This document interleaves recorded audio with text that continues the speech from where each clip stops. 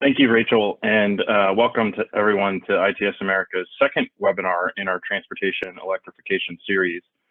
Here today, we'll focus on the specific policies, regulations, and cross-sector collaboration that's needed to manage the transition to an electrified transportation system.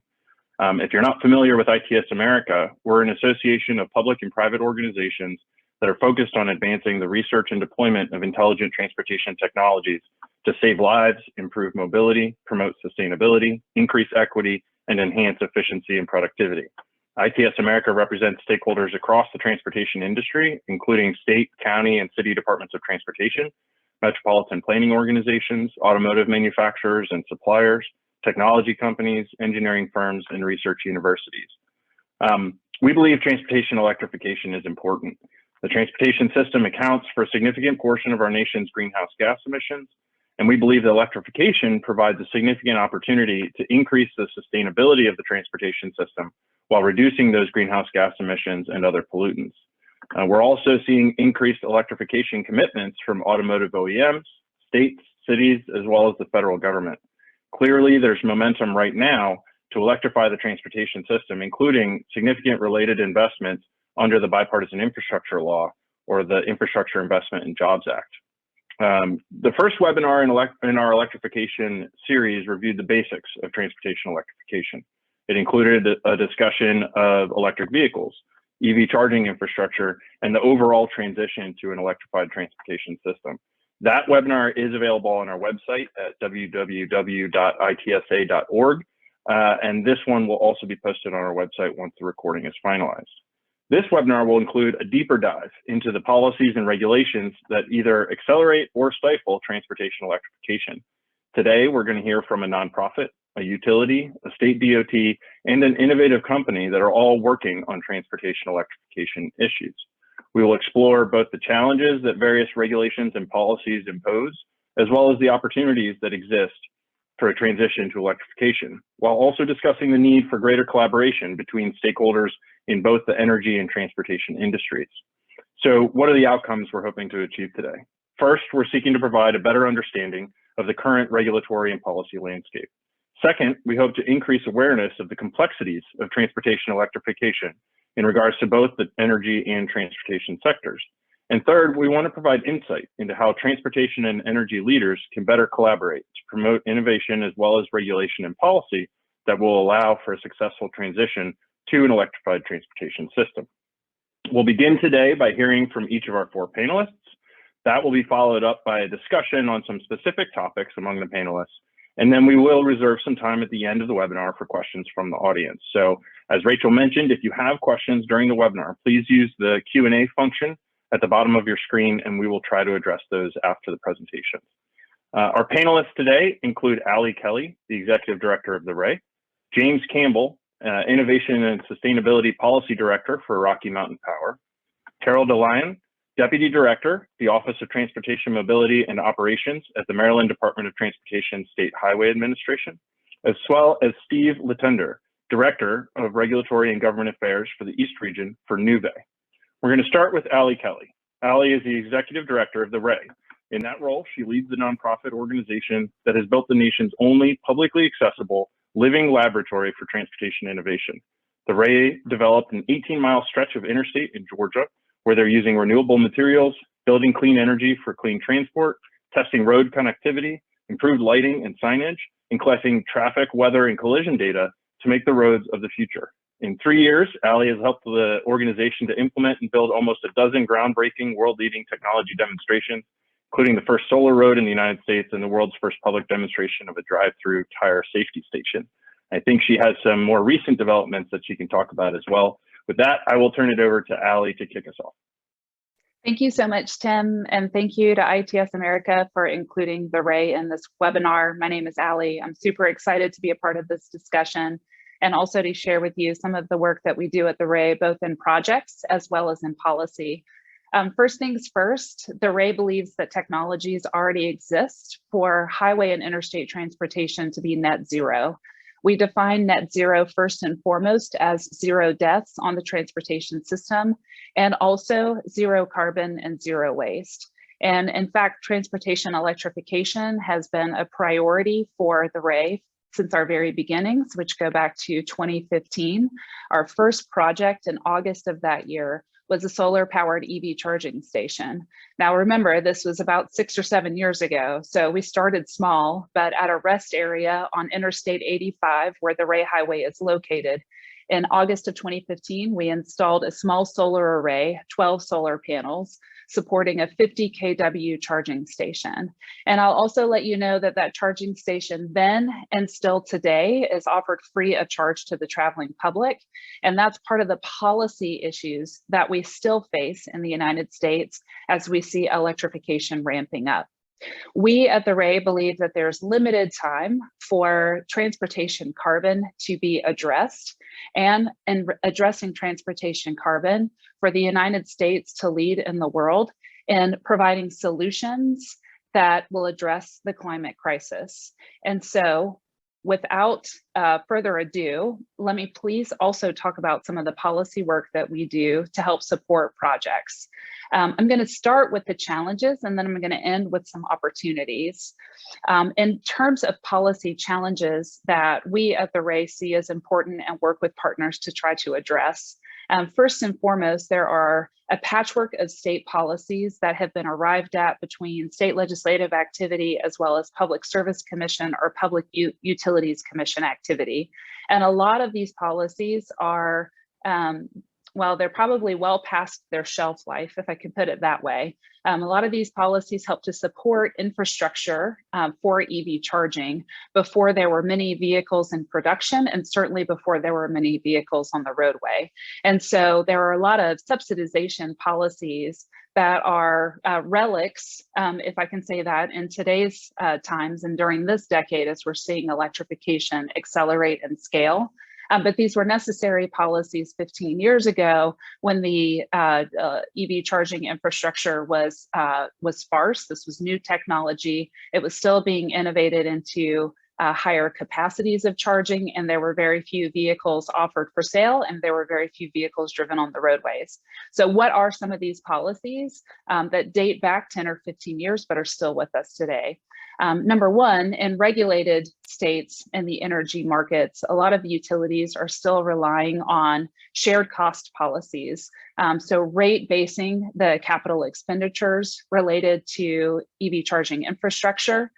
So the cost of the chargers themselves, also the on-site modifications that were required to properly energize the EV charging stations, which we call make ready. So there were policies that were passed in those early days to help spread out the costs among utility ratepayers to subsidize and to reduce the impact of these early investments in EV charging infrastructure.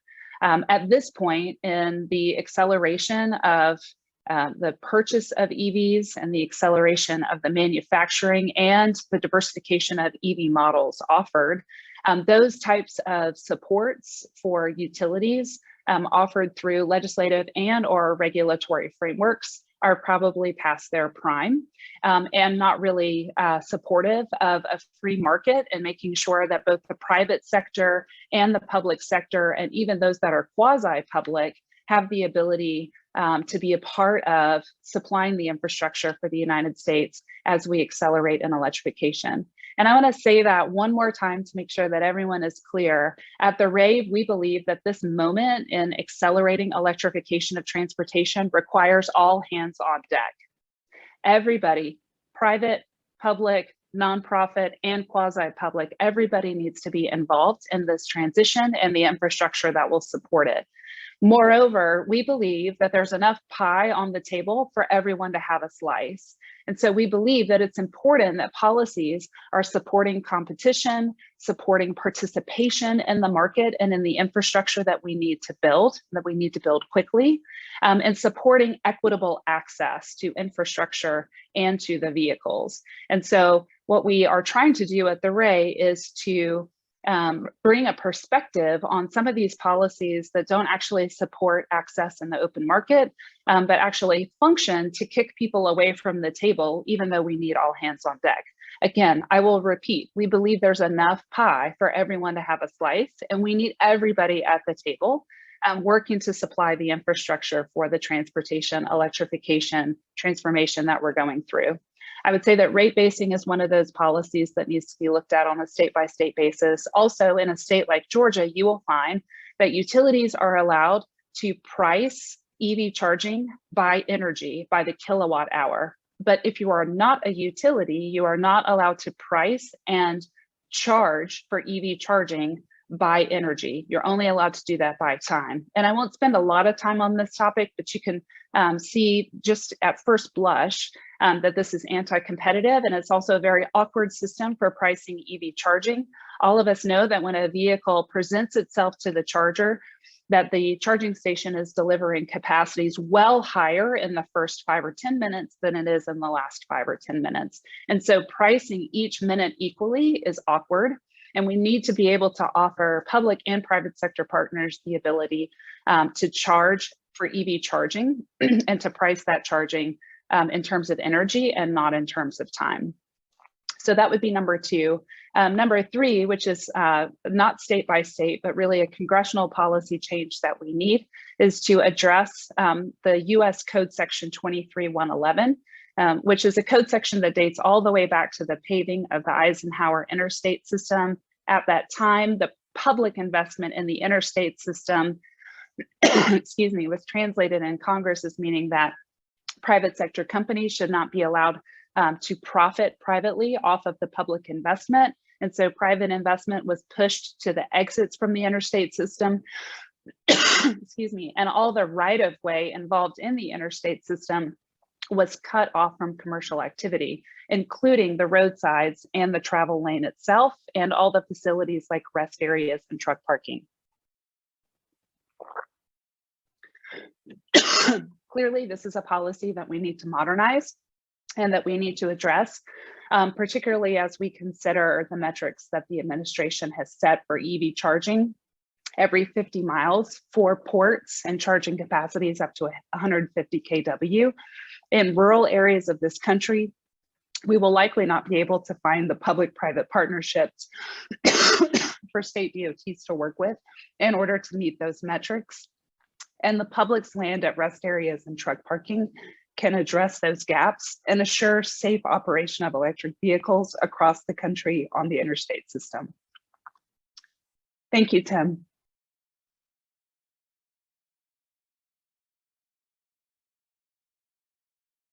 Thank you, Allie. Next, we have James Campbell. James is the Director of Innovation and Sustainability Policy at Pacific Corp. James joined Pacific Corp in 2007, where he worked on crafting corporate environmental policy and strategy and designed and implemented the company's greenhouse gases cap and trade program in California. He's successfully led major pieces of legislation enabling innovative technologies, including most recently the creation of $50 million EV infrastructure program in Utah. He's led projects on EVs and grid technologies that have been awarded over $15 million from the U.S. Department of Energy. And representing Rocky Mountain Power, I'll turn it over to James. Oh, great, thanks. And thank you, ITS, for inviting me today. Appreciate the opportunity to talk about all the, one of those labors of passion, the transportation electrification. So really love to geek out with other fellow transportation enthusiasts, at least in this field. So, as said, I'm James Campbell. I'm with Rocky Mountain Power. Next slide, please. Which is really we just do business as Rocky Mountain Power, really part of Pacific Corp. So Rocky Mountain Power is the yellow there, and obviously there's Rocky Mountain States, but we're part of Pacific Corp, which is both operates in 6 states, so Utah, Idaho, Wyoming, where we do businesses, Rocky Mountain Power. We also operate in California, Oregon, and Washington, where we do businesses, Pacific Power. And then we're part of the Berkshire Hathaway Energy family. Pacific Corp is the largest transmission operator in the Western United States as well. So we have really been excited about transportation electrification and have I'd say gotten into this space relatively early. One of the things we decided to do was really focus on an area, and one of those areas was Utah. you really don't associate Utah with EVs and transportation electrification. But we had a unique opportunity there where you had kind of a growing economy, young, very high-tech based types of jobs, and a populace and an air quality challenge. And we didn't have any kind of state policies in place to promote electric vehicles like you did in some of the other states, like in Georgia. I know that they had a pretty early tax credits. So there were no tax credits.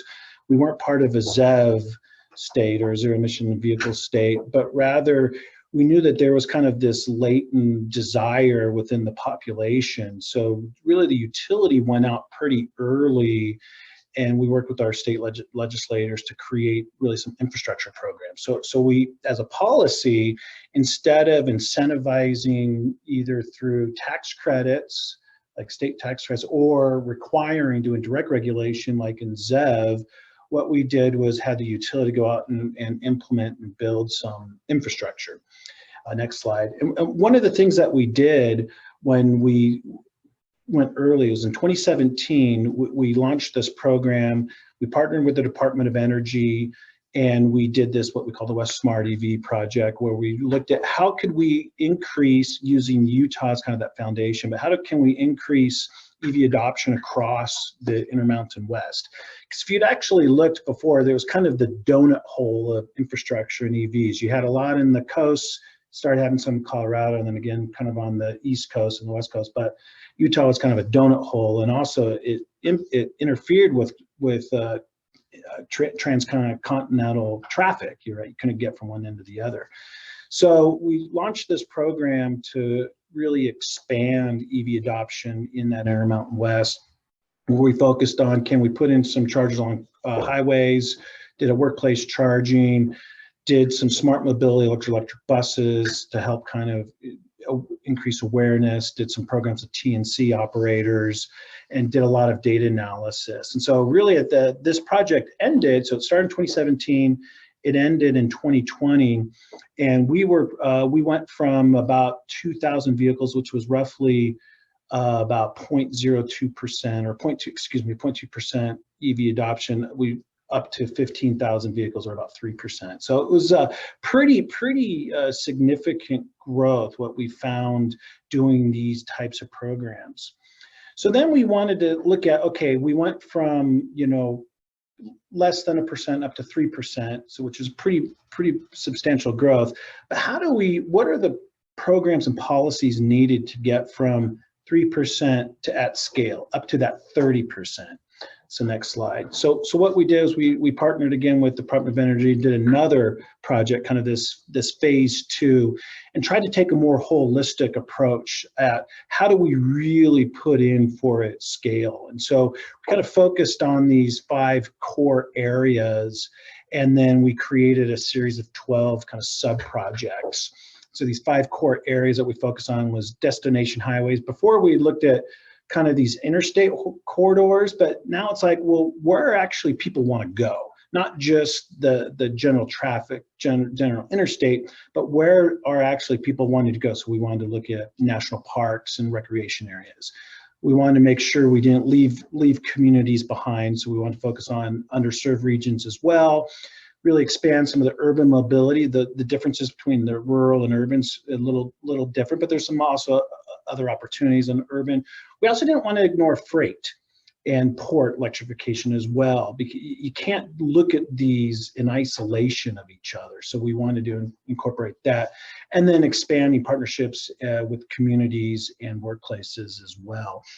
So we did this new project, West Smart at Scale, where we're also looking at more regionally wide. So we looked at kind of really the West outside of California. California's doing their thing, and they're doing what they're doing. And so we wanted to try to see if there was a way where we could collaborate and find kind of some of these core areas where we can expand and prepare for that adoption more region-wide.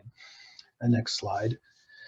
So one of the things that we had focused, and this was part of, and we were leveraging what we learned in that first project. So one of the things we looked at where we overlaid our transmission system and electrical grid. We overlaid that with, we got transportation data to find out where are actually people going and the flow. And we tried to use that to help inform where we should put infrastructure. So we kind of did this layered approach of where is the electrical grid, where are people traveling, and then also consumer preferences. That's the other thing that really gets lost a lot, is little things like when you have, taking this approach of taking 50 miles every spot doesn't really make sense, because that's not how people consumers actually work. They're not going to just stop at some random spot because it's 50 miles. What they would stop is because there's an attraction or there's food or something there. So we really wanted to look at some of those consumer preferences as well. Next slide. And so this was what we learned in that first phase of the project, is on some of these corridors was, and this was back in 2018 when we were building these out, and this is what was kind of interesting. The supply chain was a big issue then.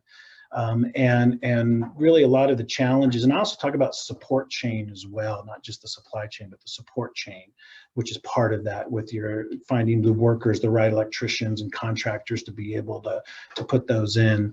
And then we also found that there's different ownership models of the charging infrastructure. And, it was interesting, Ali brought up a lot of things that I would maybe during the Q&A we'll have an opportunity to discuss. But there is different types of approaches of how do you have some of these ownership models. And when you're in as a utility, one of the things that's a challenge to think about is, if you're going to sell electricity, if you sound like a duck, you quack like a duck, then you're a duck. So if you're selling electricity, it raises some of those regulatory things of how do you deal with that when you're in a regulatory environment, and why we have a regulatory environment. I mean, if you actually look, all the states that are fully regulated actually have lower electricity prices. So it's kind of it raises some interesting questions of whether or not you want to break that open versus actually kind of how do you just modernize it, which I do think there's some regulatory improvements in a lot of states that can happen.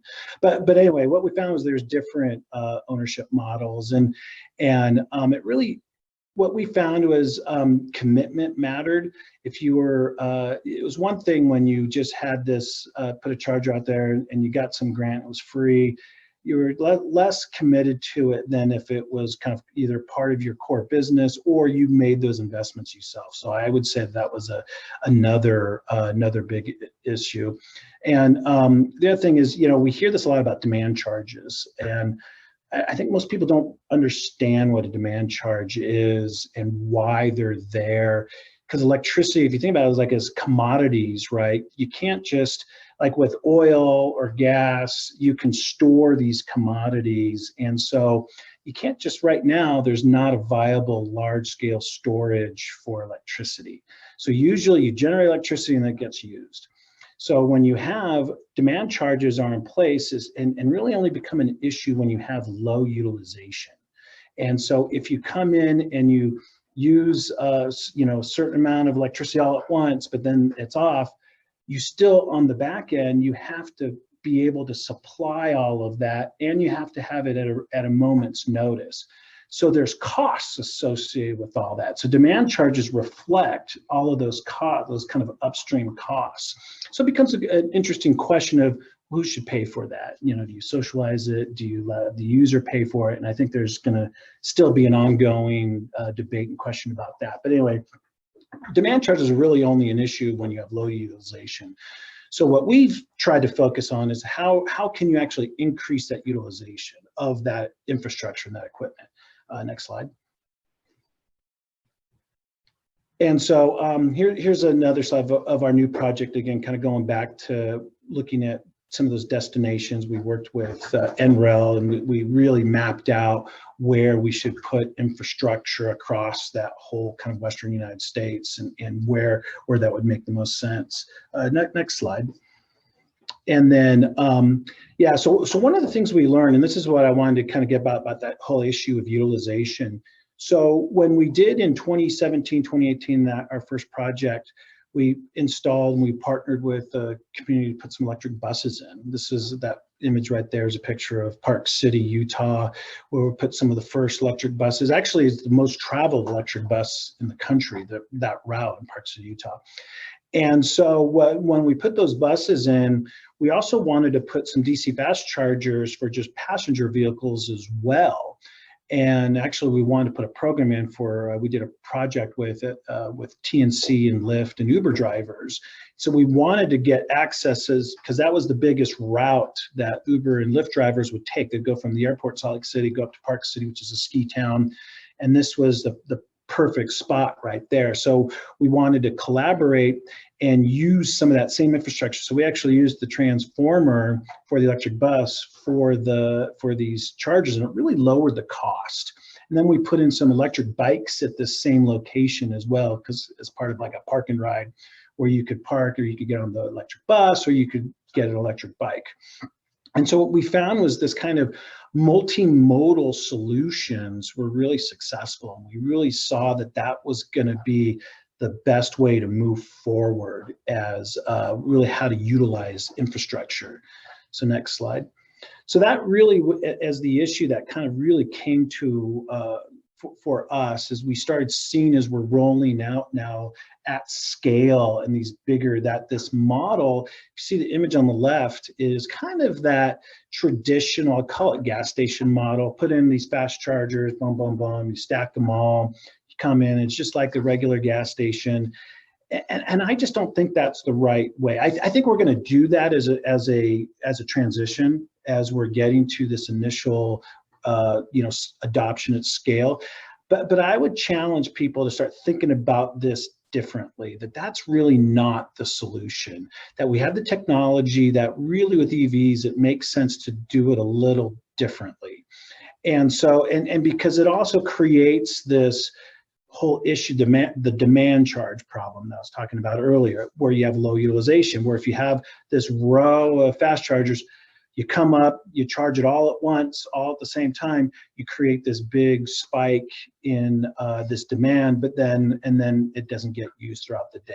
So it's very inefficient. And so one of the things that we're trying to do is look at, are there multimodal mobility solutions we can apply? And so we're doing a project with our transit authority where we're trying to utilize the electric bus. This is now in downtown Salt Lake City, much bigger, where they're installing about 100 electric, they're looking at putting in about 100 electric buses at this central location. And then there's light rail, electric train goes by. So what we found at this location is there was already infrastructure to support the electric train, the light rail that comes by that takes about a megawatt or so, 1 to 2 megawatts.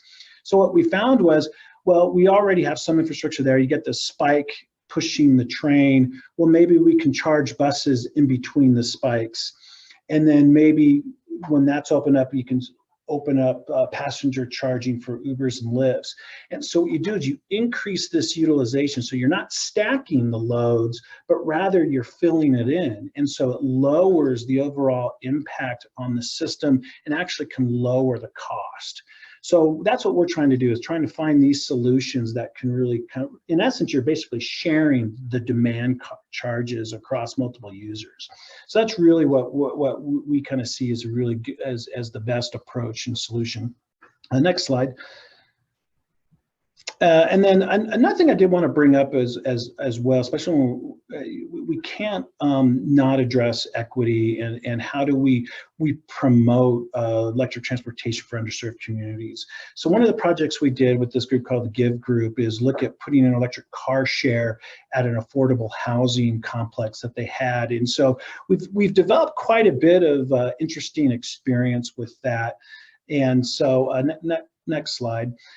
And so one of the things that we found, we actually did version 1 with that. We bought some cheap, inexpensive Nissan Leafs to use around. What we found is actually the battery matters for when you're actually doing a car share, because people sometimes don't recharge it, and if you run out, the car gets, runs out, it has to be towed. And so what we found is it's important to really get a good decent sized battery when you're going to deal with a car share, and then also where it actually is used in which types of communities.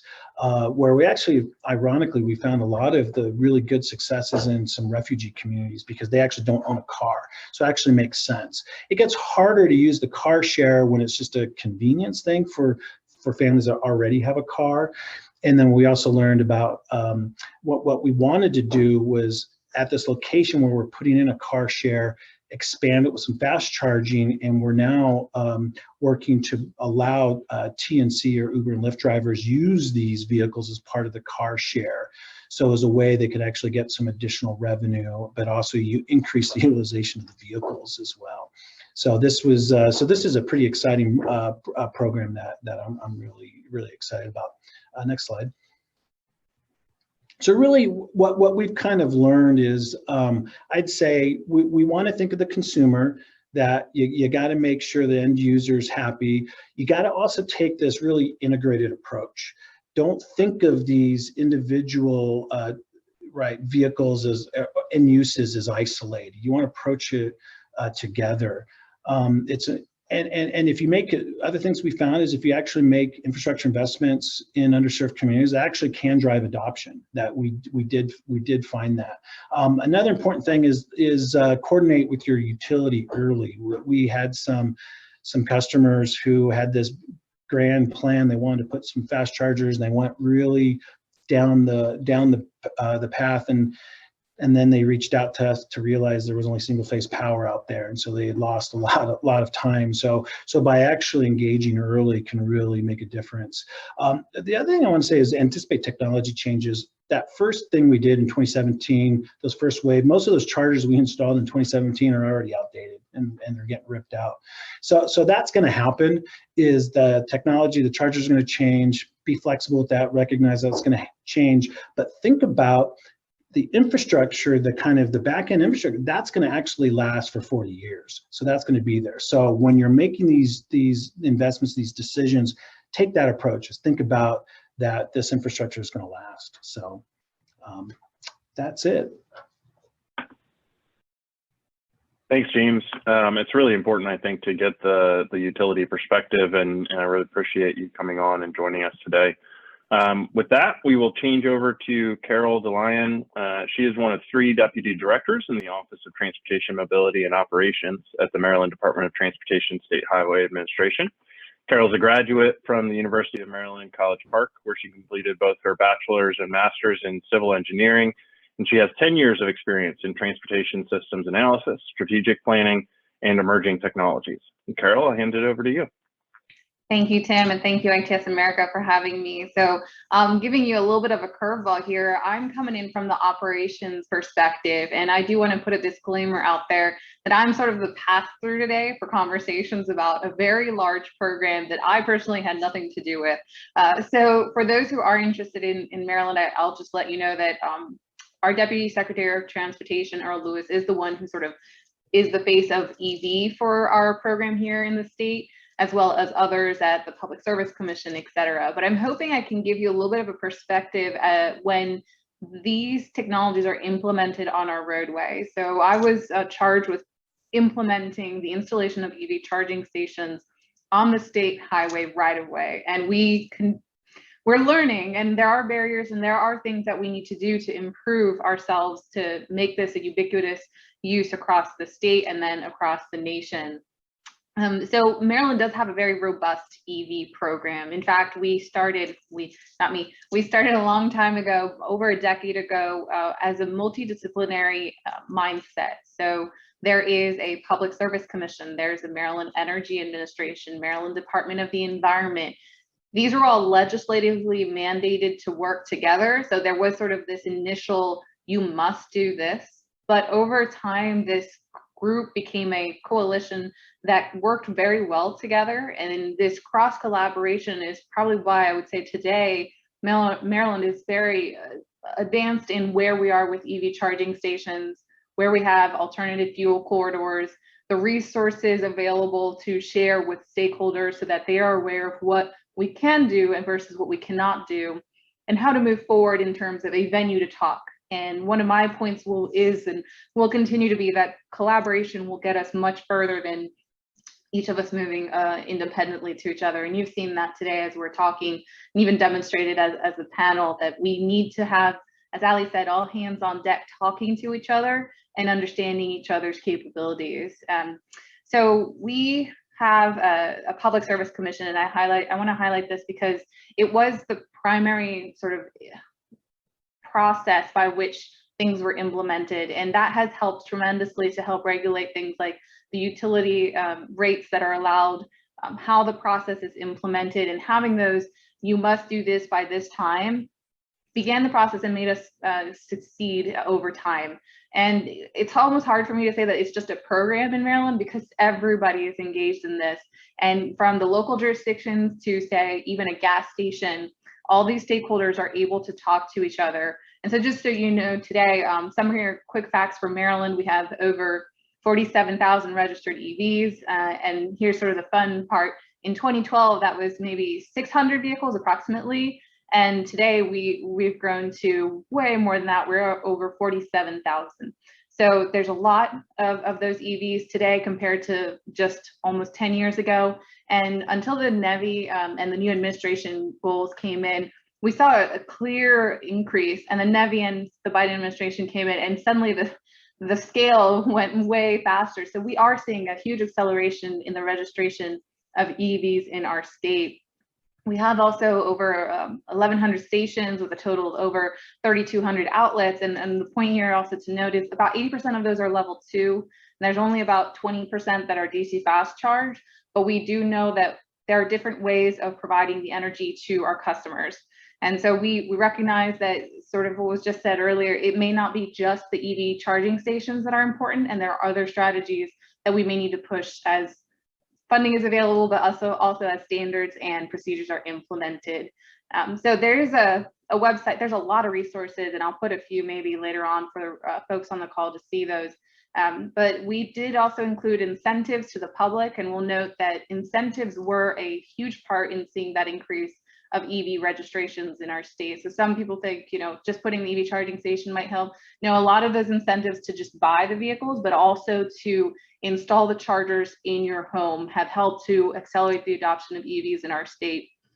So speaking sort of a little bit more about NEVI, and so this implementation and maybe some of the barriers that we're running into, state DOTs as infrastructure owner operators are not EV charging station operators. It's not what we've done, it's not what we're used to, and some of that requires the ability to improve standard operating procedures. Now, if you say government and fast, it doesn't usually mesh very well, but that is something that we have to work on. And so for all those that are in fact infrastructure owner operators, there are law steps that still need to happen to make sure that integration of these technologies are ubiquitous and done correctly. Equity, for example, we want to do it right the first time. It's just that we are in a time crunch to get the funding and then move forward with it. So I'll give you an example here in our state. We have a utility manual. So the utility manual allows us to have a standard process for the utilities to come and install on our right-of-way. Well, we've had to update that because it didn't specifically say zero emission vehicles, charging stations, or EVSCs also, that they're not specifically called out in the utility manual. Therefore, they were not allowed to be installed as a utility on our right-of-way. So it's an example of a barrier that we had to address, and there are still some little tweaks that need to be done to make that happen. Another example here is a roadway that has a shoulder that someone parks on, and then there's the sidewalk, and then there's the house. There's not enough room to put an actual charging station, and if there is, there's not a standard that the DOT can use and say, yep, that's what we're going to do. And so the DOTs have to come up with that standard. And again, government and fast, not the best combination, and we need help. So, as these technologies are being put out, we love to see the private sector helping us out, accelerating the adoption on our right of way, but that means standards. I can't tell one vendor it's okay, and then 6 other ones, well, I don't know what your design is, therefore no, you can't go. So just recognize that we do have on our side from the public sector some requirements and some things we have to do to make sure that the public is safe. There's a lot more that's going on in Maryland. Like a lot of the state DOTs across the nation, we are trying to create our plan for the NEVI program funding to come to us. So I think you'll see that from all the states very, very shortly. August 1st is our deadline, and I know everyone's working on it. So I'll stop there for now. Thanks, Carol. And with that, we will move to Steve Latender. He is a regulatory analyst and policy professional with over 25 years of experience specializing in the value of distributed energy resources and the grid of the future. He has prepared direct testimony, technical reports, and analysis on a range of energy policy issues, including the publication of the seminal article on vehicle-to-grid technology titled Electric Vehicles as a New Power Source for Electric Utilities with Dr. Willett Kempton. At Nuvve, Steve works to promote policies, regulations, and wholesale market reforms that unlock the value that V2G offers to the grid and customers. With that, I'll turn it over to Steve. Great. Well, thank you so much, Tim, and thank you to ITS America. It's a pleasure to be here this afternoon on this panel. So we'll go ahead and move to the next slide, please. I just wanted to mention that Nuvve is a publicly traded company, and so we do want to offer this legal disclaimer. I would encourage folks to visit our SEC filings, to look at our 10K or quarterly reports, which describe the markets we serve and the risks and opportunities that as a company that we face. So next slide. With that out of the way, I want to give you a quick introduction to Nuvve. Nuvve is based in San Diego, California. We do have offices in other locations, including in Europe. We are a small but growing company. We have now well over 60 employees, and we are clearly a vehicle-to-grid focused company in the transportation space. And for those of you that aren't familiar with vehicle-to-grid, just quickly, vehicle-to-grid is looking at electric vehicles not simply as charging from the grid, power flowing in one direction, but we evaluate the opportunity for vehicles connected to a bidirectional infrastructure to deliver energy that's stored in the vehicles to homes and buildings into the grid when appropriate. So we've been doing a lot of research and development in this technology for the past couple of decades. We also have significant experience in deployments. We've been continuously operating a fleet of electric vehicles in Denmark for the past 5 years. We've been aggregating those vehicles and offering grid services to the regional grid operator in Denmark. Next slide, please. So it's no longer a question. The EV era is upon us, which is exciting. We know is critical for us to decarbonize our transportation sector. We need to transition as rapidly as possible to electrification. In 2021, there were over 500,000 or 500,000 EVs were sold in the United States. And analysts are predicting that we are on an exponential growth curve. In just 8 years, in 2030, they're forecasting that 30% of all new vehicle sales will be EVs, which would represent 4.5 million EVs. So as I mentioned, when you think of these vehicles, not just from charging from the grid, but also as a grid asset, they represent a massive resource. 4.5 million EVs would represent a grid resource of 45.5 gigawatts. Just to put that into context, at the end of 2021, the total installed battery storage on the nation's electric system was just 6.6 gigawatts. So EVs represent a massive power resource, and they're also a high availability. We're only in our vehicles 5 or 10% of the time. 90% of the time, the vehicles are idle and parked, and if connected to a bidirectional infrastructure, they can provide valuable grid services. And so that's Nuvve's role. We sit in between the vehicle owner and the fleets and the electric grid. Our primary role is to make sure that the EVs have the level of charge that's required for transportation. Secondly, we want to deliver that electric fuel at the lowest cost possible. And as James was talking about, doing that in a way that's least impactful to the grid. Then finally, we can aggregate those EVs and again, connected to a bidirectional infrastructure, can present those to the grid as a resource, which then generates value to fleet owners and the vehicle owners. Next slide, please. So there's 2 key points I want to make in my time this afternoon. The first is that we believe that vehicle to grid should be an essential component of transportation electrification policy and planning. And here I provide for you 5 what we believe to be very compelling reasons why we should be creating opportunities to develop and deploy this bidirectional infrastructure. First, it reduces the overall cost to EV owners. If we can generate revenue and value to EV owners, that's going to create a revenue stream, which is going to reduce the overall cost of ownership. The grid is evolving. We're moving towards more intermittent resources. It's going to require more flexible load. EVs represent an excellent opportunity for flexible loads. We also believe that there's a resource efficiency argument here. We are mining the minerals and the materials to make the EV batteries. We can use those batteries not only for transportation, but also use those batteries to support the grid, complementing the stationary storage that's being deployed across the grid as well. And then importantly, we think EVs will represent an important reliability asset for the grid. The state of California has recognized this. This summer, they're allowing electric vehicles to discharge power back to the grid during emergency load response events. And so there's growing acknowledgement that V2G vehicles can provide significant reliability benefits to the system. And then finally, EVs with this bidirectional capability also provide resiliency benefits in terms of a major outage. A vehicle can discharge power into a building, into a home, and a vehicle would have enough onboard energy to power a home for at least 2 or 3 days, depending on how much energy is used in the home. Next slide, please. So we have been demonstrating this technology for the past couple decades. We have dozens of installations across the country in the United States and also in Europe. Next slide, please. So the second point I want to make in my time this afternoon is to acknowledge that V2G is moving from pilots and demonstration to commercialization. We are on that cusp of the transition to full commercialization of this technology. We today have currently have a commercial product. We're focused initially on the electric school bus market.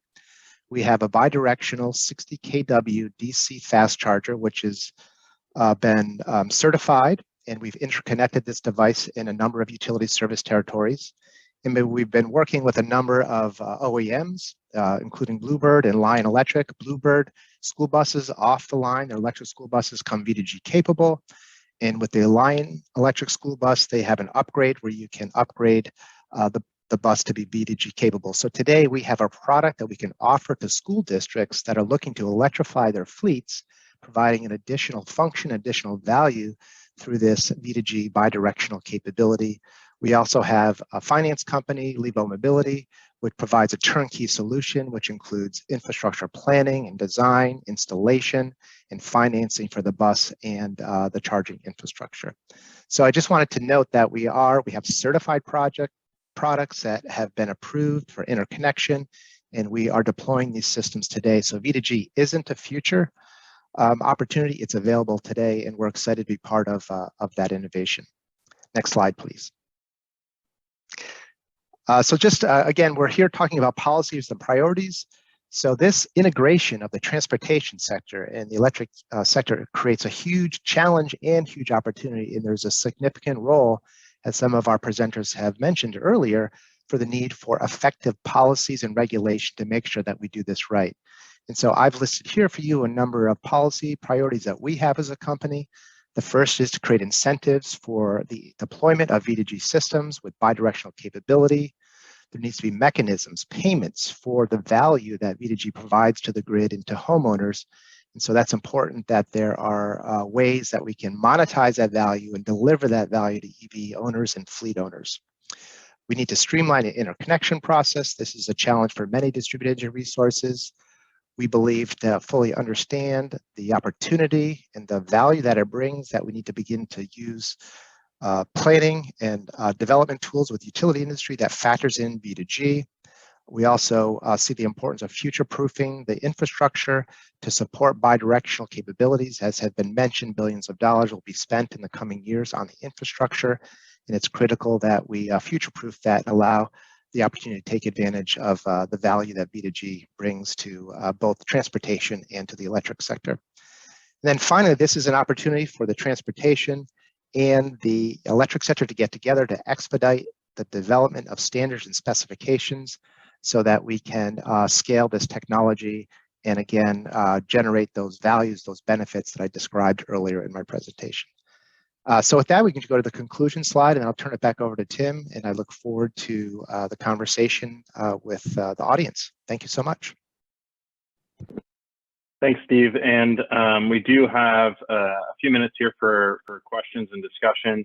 I would say we've heard a number of important takeaways from our presenters today, including the need for everyone to be at the table, the opportunities to co-locate charging to ease demand charging issues, the possibility of EVs to enhance grid reliability and support green energy integration, and the efforts that state DOTs and others are undertaking to put EV charging infrastructure out into the system. I'm going to dive into a couple issues here, but I would welcome our participants to, if you have any specific questions, use the Q&A function at the bottom of your screen to submit those, and we'll try to get to those as well before we close out here today. I'm going to start with kind of an overarching question, and this I'm going to send to Ali first, and then Carol and James also welcome your input here. And really, I want to know, what are the largest regulatory and policy barriers facing wider scale deployment of transportation electrification? We've talked about a few of the barriers that you've seen, but realistically, if you had to pick one or two things, either national policies or regulations or local and state regulations and policies, what would those be? And I'll hand it over to Ali first. Yeah, I'll start with going back to 23-111, which I didn't really finish. The pollen in Atlanta, Georgia is just out of control, so I apologize for that. You know, essentially, when you stop at a rest area on the interstate system, you can buy, you know, Funyuns, whatchamacallit, candy bar, and a tab, along with a lottery ticket. But you cannot get an EV charge. Also, truck drivers cannot reserve truck parking using IoT applications that are broadly available. And it's because the commercial activity is limited at rest areas to just those couple of items, you know, snack foods, drinks, and lottery tickets. And I think we could all agree that, you know, snack foods and lottery tickets aren't really healthy.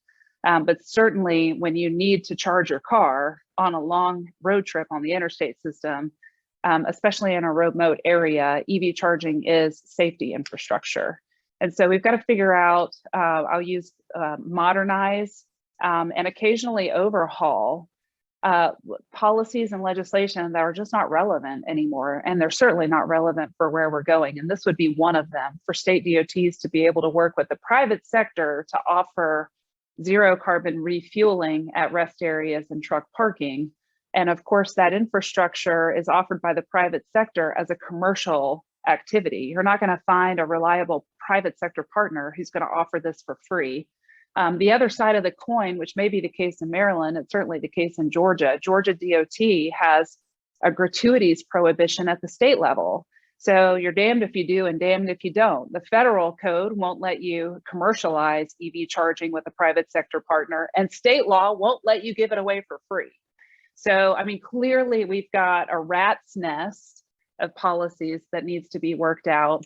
Also, James and I are colleagues at the Aspire Center, where they are innovating charging in a lane while you drive. Well, guess what, guys? The travel lane is the right of way. And we cannot scale innovations like dynamic wireless charging until we address the commercialization aspect. I would just wrap up by saying, you know, we're going to fall farther and farther behind in this entire supply chain of electrified transportation if we can't align our policy with what the opportunities are today and tomorrow.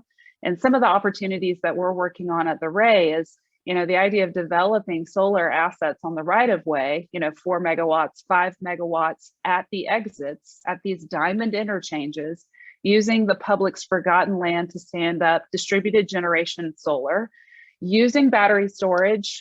James and I should talk about battery storage, because right now companies like GridServe are using 10 megawatts of ground mounted solar and 6 megawatt hours of battery storage to energize more than 30 ports at an EV charging hub. And that's going to be a really important model, solar powered EV charging, for us to rely on in remote areas where transmission and distribution is not proximate to the roadway and or is not energized sufficiently. We're going to have to learn how to walk and chew gum at the same time, how to stand up energy resources now, direct them to EV charging, secure them with battery storage, and also work on the energy grid expansions so that we can sustainably and confidently, reliably supply this electrify everything world that we're moving into. Thanks, Allie. Carol? Yeah, I'll be quick and just say, I mean, 23 USC 111 is definitely one of the bigger barriers. If the government, federal government wants us to deploy on our right of way, we cannot do it without something being changed with that code.